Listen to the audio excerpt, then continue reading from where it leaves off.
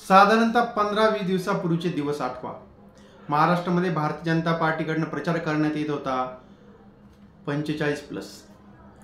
पण तरीसुद्धा म्हणजे 3 जागा ते जिंकू शकत नाही हे ते मान्य करत होते. महायुती म्हटल्यानंतर त्यामध्ये आले अजित पवार, एकनाथ शिंदे, भारतीय जनता पार्टी हे सगळे पक्ष आम्ही कसे एकत्र आहोत आणि आम्ही कसे आता मोदी साहेबांना 400+ नेऊन ठेवणार आहोत, ह्या सगळ्या वल्गना केल्या जात होत्या. भारतीय जनता पार्टीचं विमान तर एकदम हवेमध्येच होतं. त्या विमानाला इंधनाची सुद्धा गरज नव्हती आणि त्याला साथ होती सगळ्या मीडियाची.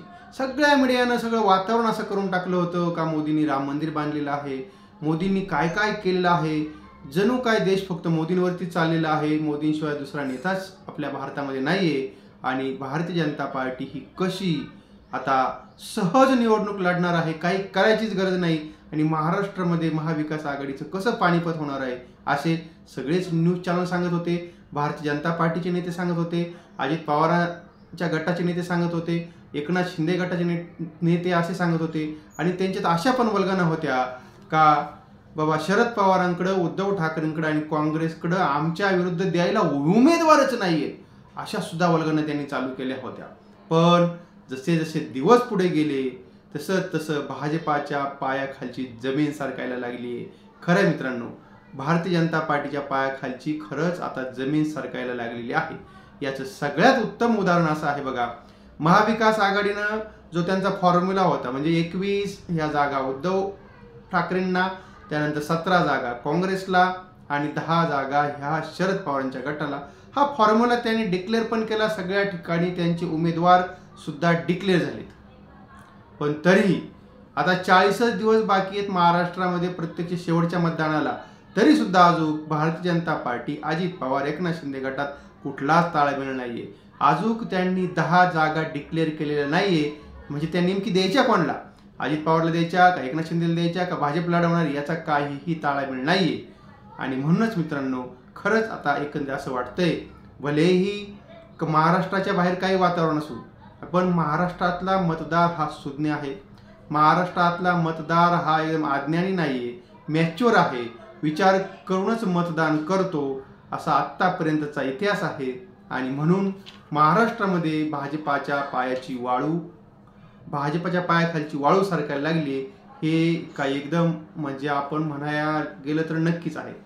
आपण बघितलं असेल मित्रांनो, आत्तापर्यंत भारतीय जनता पार्टीमध्ये सगळे एकदम प्रचंड गर्दी, म्हणजे शरद पवारांच्या पक्षातून बीजेपीमध्ये, अजित पवारांच्या पक्षातून बीजेपीमध्ये, एकनाथ शिंदेच्या पक्षातून बीजेपीमध्ये, उद्धव ठाकरेंच्या पक्षातून बीजेपीमध्ये, काँग्रेसमधून बीजेपीमध्ये, असं जी काय गंगा वाहत होती ती गंगा आता उलटी व्हायला लागली आहे. आपण बघितलं असेल का भारतीय जनता पार्टीतून आता बरेचसे नेते दुसऱ्या पक्षात जायला लागलेत, कारण त्यांना तिथलं गणित समजलंय. भारतीय जनता पार्टी ही फक्त काय म्हणतो आपण हवा आहे महाराष्ट्रामध्ये आणि काहीही होऊ शकतं. म्हणून आपण बघितलं असेल जळगावमध्ये मित्रांनो, उन्मेष पाटील, करण पवार यांच्यासारखे, म्हणजे त्यातले उन्मेष पाटील तर आता सिटिंग MLA आहेत, खासदार आहेत, ते सुद्धा उद्धव ठाकरेंबरोबर गेलेत आणि त्यांचे जे काय आपण म्हणतो निकटवर्ती आहे, पण आता ते सध्या नगराध्यक्ष आहेत आणि ते सुद्धा आता ते गेलेत उद्धव ठाकरेंबरोबर. म्हणजे एकंदरीत अशी सगळी उलटी अंग व्हायला लागलेली आहे. आता भारतीय जनता पार्टीच्या पायाखालची वाळू सरकण्याचं सगळ्यात मोठं कारण हे आहे का बंडखोरी.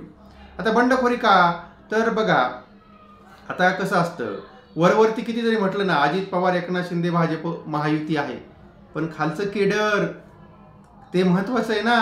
आता बघा, जर समजा आपण बघितलं असेल, साधं उदाहरण घ्या, अशोक चव्हाण नांदेडमधून गेले, त्यांच्यावर कुणी नेता गेला का, कुणीच नाही गेले, एकटेच गेले. म्हणजे जे त्यांच्याबरोबर जे काय नेते मंडळी होते, कार्यकर्ते होते, त्यांच्या मनामध्ये अशी भावना झालेली आहे का अशोक चव्हाणने आम्हाला गृहीत धरले. आणि म्हणून आपण बघितलं असेल आता अशोक चव्हाण प्रचार करतायत, पण भला मोठा फौजफाटा घेऊन प्रवास करतायत. हे सगळ्या गमती आहेत. म्हणजे फक्त का वर करणी त्यांची युती झाली आहे, पण खाली जे कार्यकर्ते आहेत त्या कार्यकर्त्यांचं मनोमिलन झालेलं नाही आणि मतामध्ये परिवर्तन कसं होणार तो पण मोठा प्रश्न आहे. आणि मग आता झालंय काय का, आता पहिले भाजप काय करायची, 25-26 जवळजवळ साधारणतः 25-26 जागावरती लढायची. आता भारतीय जनता पार्टीतून त्यात जागा काय, उद्धव ठाकरेंच्या काळामध्ये कसं असायचं का 2च पक्ष होते, पण आता त्यांनी याच्यामध्ये 3-3 व्हिडिओ घेतलेत. त्याच्यामध्ये अजित पवार, एकनाथ शिंदे आणि परत भाजपा. मग आता जर समजा जागा, आता समजा एखादा माणूस जो खासदार आहे आणि ती जागा जर दुसऱ्याच एखाद्या पक्षाला गेली, तो बंड करणार, तर साहजिकच आहे. तर ही बंडखोरी रोखणं आता हे सगळ्यात महत्त्वाचं आहे. आणि जळगावमध्ये बघा, जळगावमध्ये जी काय बंडखोरी उमेश पाटलांनी केली आहे आणि त्याच्यामुळे आता तिथं जे काय तिकीट डिक्लेअर झालेलं आहे स्मिता वाघांना, ते सुद्धा आता बदलण्याची अशी शक्यता आहे. आणि त्यानंतर आपण बघितलं असेल का भारतीय जनता पार्टीमध्ये नेत्यांची भाऊगर्दी झालेली आहे.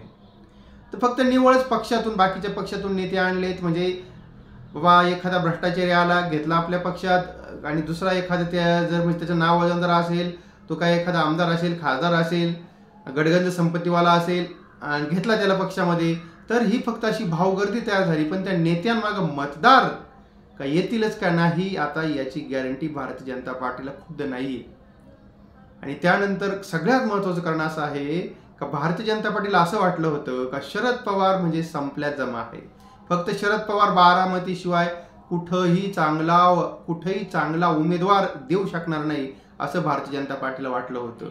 पण शरद पवार हे कसलेले पैलवान आहेत हे आपल्या सगळ्यांना माहिती आहे, किंवा तमाम भारताला माहिती आहे, महाराष्ट्राला माहिती आहे. आणि शरद पवारांनी मग जो काय असा सुरुंग लावला का भारतीय जनता पार्टीचेच नेते हे शरद पवारांच्या गटात येत आहेत आणि शरद पवारांच्या तुतारी चिन्हावरती निवडणूक लढवत आहेत, म्हणजे फार एकदम तुल्यबळ, म्हणजे भारतीय जनता पार्टीच्या जे नेते आहेत आता लोकसभेला उभे, त्यांच्यापेक्षा तुल्यबळ नेते आता असे त्यांनी दिलेले आहेत. आणि त्याचं साधं उदाहरण मित्रांनो बघा, माढ्यामध्ये बघा, माढ्यामध्ये धैर्यशील माने, भारतीय जनता पार्टीचं मोठं नाव, मोठा नेता, तो सुद्धा शरद पवारांनी तो आपल्या पक्षात घेतला आणि आता त्यांना लोकसभेचं तिकीट डिक्लेअर केलेलं आहे. तर अशा सगळ्याच ठिकाणी आता शरद पवारांनी तुल्यबळ नेते दिलेले आहेत. आणि आणखीन त्यामध्ये एक सगळ्यात महत्त्वाची गोष्ट अशी आहे का महाविकास आघाडीचा प्रचार जवळजवळ 10-15 दिवसापासून धडाक्यात चालू झालेला आहे, पण महायुतीचे अजून काही उमेदवारच ठरेना. गंज मोदीच्या 2 सभा झाल्या, पण मोदींच्या सभेला काही म्हणजे असा म्हणावा इतका काही त्यांचा प्रभाव पडलेला नाही.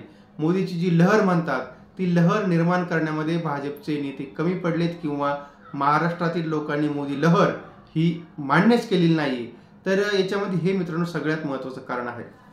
आणि आपण बघितलं असेल अजून महायुतीमध्ये जागांचा प्रश्न आहे. त्याच्यामध्ये नाशिकची जागा असेल, ठाणं, पालघर, रत्नागिरी, सिंधुदुर्ग, अजून मुंबईमधल्या 1-2 जागा, ह्या ठिकाणी महायुतीमध्ये वाद आहेत. नेमक्या ह्या जागा द्यायच्या कोणाला, आणि तर ह्या जागा वाटपामध्ये ही महायुतीची बिघाडी झालेली आहे, ते आपल्याला मान्य करावं लागेल. आता झालंय का मित्रांनो, मी पहिल्यांदा सांगितलं आपल्याला नेत्यांची भाऊगर्दी. ह्या नेत्यांच्या भाऊगर्दीमध्ये आता एकमेकांना काटशह द्यायचं काम होणार आहे. आता जर एखादा लोकसभा मतदारसंघ घेतला, त्या लोकसभा मतदारसंघामध्ये आता एकनाथ शिंदे गटाचे नेते आहेत, काँग्रेसमधून काय आलेले पण भाजपमध्ये नेते आहेत, भाजपचे स्थानिक नेते आहेत, अजित पवारच्या राष्ट्रवादीचे नेते आहेत. हे आता यांचं काम काय चालू आहे का एकमेकाला काटशह द्यायचं. त्याच्यामुळे सुद्धा भाजपच्या पायाखालची जमीन आता सरकायला लागलेली आहे. आणि त्याच्यानंतर आपण बघितलं असेल का मराठा आंदोलन, ह्या मराठा आंदोलनामुळे सुद्धा भाजपची कोंडी झालेली आहे. भारतीय जनता पार्टीने जी महाराष्ट्रामध्ये राजकीय पक्षांची फोडाफोडी केलेली आहे, ते राजकारण सुद्धा महाराष्ट्रातल्या तमाम जनतेला चांगलं वाटलेलं नाही, रुचलेलं नाही मनाला, ते त्यांचं चांगलं म्हणजे मनापासून आवडलेलंच नाहीये. त्याचा सुद्धा फटका हा भाजपला बसणार आहे. आणि त्यानंतरची सगळ्यात महत्त्वाची गोष्ट, आता बघा, आता तुम्ही 8-10 दिवसापासून बघा, देवेंद्र फडणवीस काय सांगतात, महाराष्ट्रामध्ये फक्त राहुल गांधी आणि नरेंद्र मोदींचीच जो काय आहे त्यांचा दोघांचा सामना आहे.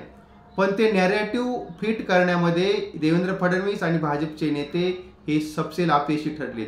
याचं कारण आता हे काय महाराष्ट्रातली निवडणूक झाली आता जवळ स्थानिक लेवलची, आणि हे देवेंद्र फडणवीसला आणि भाजपच्या नेत्यांना ती न्यायची कुणाच्या लेवलवरती, राहुल गांधी आणि विरुद्ध मोदी. पण भाजपचं ते नॅरेटिव्ह काही सक्सेस होईना. महाराष्ट्रामध्ये ही निवडणूक अशी हो राहिली आहे, भाजप विरुद्ध उद्धव ठाकरे, भाजप विरुद्ध शरद पवार, भाजप विरुद्ध काँग्रेस, आणि किंवा भाजप विरुद्ध भाजपाने केलेलं नालायकपणाचं राजकारण, पक्ष फोडाफोडीचं, ह्याच मुद्द्यावरती महाराष्ट्रामध्ये सगळ्या निवडणुका चालू आहेत. आणि म्हणजे भाजपला जे नॅरेटिव्ह सेट करायचं होतं ते नॅरेटिव्ह सेट करण्यामध्ये हे भारतीय जनता पार्टी ही सबसेल फेल झालेली आहे. आणि म्हणजे का महाराष्ट्रामध्ये जो काय आता सामना होणार आहे तो मोदी आणि राहुल गांधी असा नाही होणार आहे, भाजपा विरुद्ध महाराष्ट्र असा हा सामना आहे. महाराष्ट्राच्या अस्तित्वाचा प्रश्न आणि विरुद्ध भाजपा, तर असा हा सामना आता महाराष्ट्रामध्ये होत आहे. आणि त्याच्यानंतर आपण बघितलं असेल का नेत्यांची बेरीज वजाबाकी.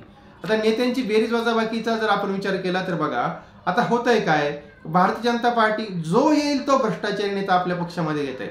नेते पण त्यांच्यामध्ये जातात, कारण नेत्यांना CBIची ईडीची सगळ्या इडापिडा टाळायच्या आहेत. आणि म्हणजे ते नेत्यांना त्या टाळायचे म्हणून ते जातात. पण ही नेते मंडळी जे खालच्या पातळीचे केडर असेल, कार्यकर्ते असतील, त्यांना काय ते काय बरोबर घेत नाही. आता हे नेते फक्त त्यांची बेरीज वजाबाकी बघतात, पण हे कार्यकर्ते मतदार वगैरे आपल्या मागे येतील का नाही याचा काहीही ताळमेळ त्यांना नाहीये.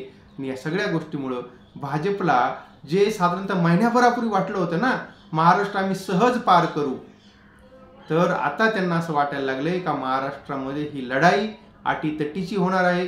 म्हणून आपण बघतोय का देवेंद्र फडणवीस ओढून सांगतायत. बघा बारामतीमध्ये ते काल गेले आणि ते गेल्यानंतर काय म्हटले का इथं ही सुप्रियाताई आणि म्हणजे भाजपा ही अशी लढाई नाहीच आहे, तर ही लढाई राहुल गांधी आणि मोदींची आहे.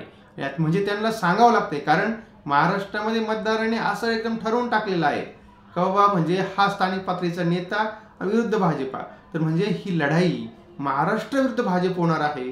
म्हणून भारतीय जनता पार्टीच्या पायाखालची जमीन सरकलेली आहे.